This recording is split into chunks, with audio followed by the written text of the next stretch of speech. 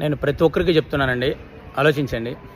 ఈ మధ్యకాలంలో భక్తి ఎక్కువైపోయి పూజా మందిరంలో ఇష్టం వచ్చినట్టు ఫోటోలు పెట్టుకుంటున్నారు. ఓ 10-15 ఫోటోలు, 10-15 విగ్రహాలు. మీ పెద్దవాళ్ళ తరపున ఏదైనా దేవతార్చన వచ్చుంటే అవి పెట్టుకోండి. వాటికి నిత్యం ధూపదీప నైవేద్యాలు ఖచ్చితంగా చేయాలి. గుర్తుపెట్టుకోండి, మనం ఎన్ని విగ్రహాలు పెట్టుకుంటే అంత పూజలు ఎక్కువ చేయాలి. ఎందుకు అనంటే, మన ఇంటికి ఒక అతిథిని పిలిచినప్పుడు అతిథికి మనం ఖాళీ కడుపుతో ఉంచం కదా, భోజన తాంబూలాలు ఇవ్వాలి కదా.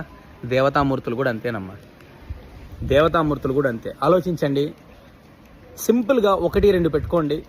రోజు నిత్యం ధూపదీప నైవేద్యాలు చేసుకోండి. అది చాలా మంచి ఉత్తమమైన మార్గం. కులదైవం, ఇష్టదైవం ఫోటోలు పెట్టుకొని వాటికి పూజ చేసుకోండి. అంతేగాని భారీ ఎత్తున విగ్రహాలు, భారీ ఎత్తున ఫోటోలు పెట్టుకోవడం సమంజసం కాదు. 1-2 పెట్టుకోండి, మంచిది.